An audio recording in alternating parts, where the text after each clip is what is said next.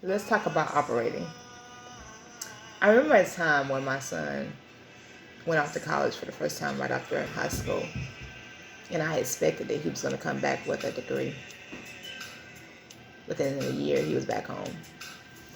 And I couldn't figure out why he came back home. He had the opportunity, why he didn't seize it. And you know what he told me? I didn't know how to operate. And I professed, I said, yes, you do. I taught you everything. He said, no, you didn't. And I says, I gave you food. I gave you the nicest clothes. I gave you the greatest electronics. But that wasn't enough.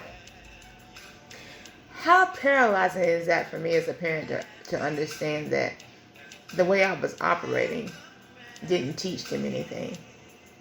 I taught them how to get up and go to work every day. I taught them how to pay bills. I taught them how to feed themselves. And I taught them how to run out in the streets. I taught them how to chase pain. I taught them how to leave them. I taught them how to put people on the outside before them. So it's a possibility that he went to school and he got the exact opposite, but he didn't know how to operate. The lack of love that I gave him in the home, he possibly had received some love, but he was uncomfortable with receiving it. It's like going to a restaurant and, you get the menu and the menu is already pre-written. Somebody had it before you and they gave it to you and you ordered off that one menu. And because you don't go to another restaurant to see if there's any type of other entrees, you keep ordering the same thing in life. And then you pass that menu to your children and it becomes conducive in their life.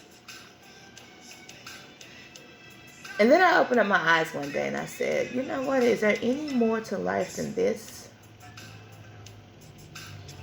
And the most scariest thing is when you have to change your paradigm. And you have to see life differently. I guarantee you that menu that I've been operating off of decades before, it may have worked, but not in this life. I really wanted more for my kids, and I really expected I was living the best life because I gave them everything tangible that they needed.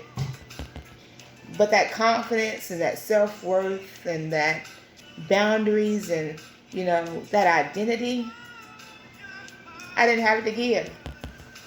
And so, when they went to foreign places, they didn't know how to operate.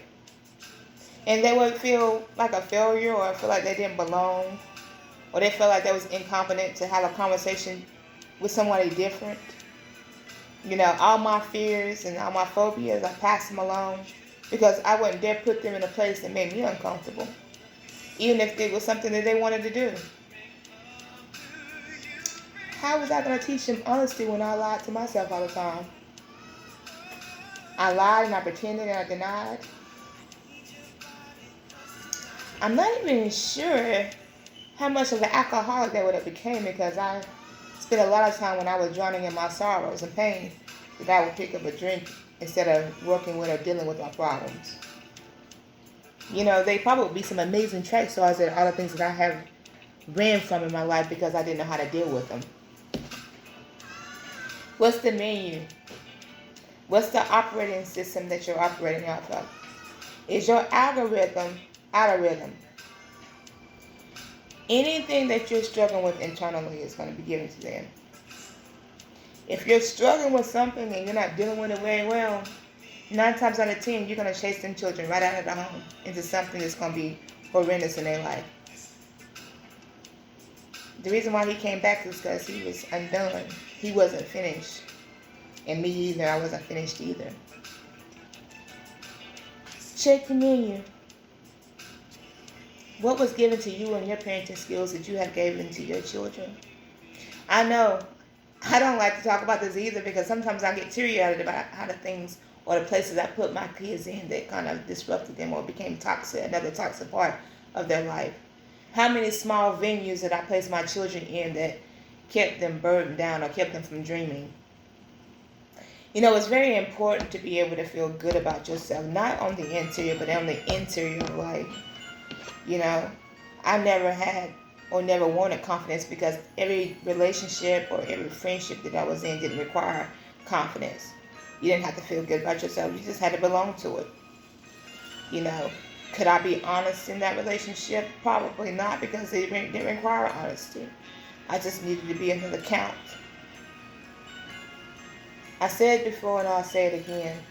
Your family issues, if they're not resolved, will become family tissues, meaning that if you don't deal with them now, you're going to cry about them later. And when I say cry, you're going to really cry. Because it's going to be a time when that storm hits you so hard, it's going to drop you. They're going to come back.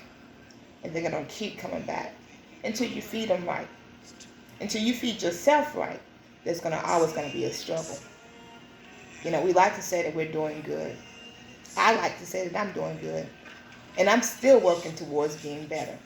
But I have to push myself through these gestational periods in my life so that I can show them that it doesn't matter how old you are. You can still change. You can still do better. Because the one person that they're looking at is you and me. We got to go through the forest even though there is no road. We're going to have to go through that forest. And we got to knock down those proclivities that's keeping us hidden. We got to stop thinking that we're little. We got to stop thinking that we're bigger. And we have to reset. I was a selfish mother. I get it because I was struggling with some things. But then I had to learn how to be unselfish because I don't want my struggle to become theirs. And I know this is overrated. I know you get tired of hearing it. But I'm tired of seeing our youth in the blogs. I'm tired of seeing our youth killing one another because they don't have respect. I'm tired of seeing my children keep having babies and they haven't even lived life yet. Every kid ain't got to go to school. Every kid ain't gotta have the greatest job. Every kid ain't got to have the best cars and a lot of money. All those tangible things do not matter if their mental is not healthy. We got to love our babies more. But until we love ourselves the best, we can't pass along that greater, that better.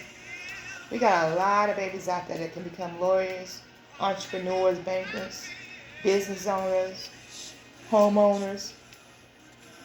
But if we're burying them with our inhibitions, how are they going to ever get out? Our darkness is going to be their darkness. Our lid is going to become their lid. So we have to keep raising the lid. I don't care how old. We got to keep raising the lid on our own lives until they be able to pedal by themselves.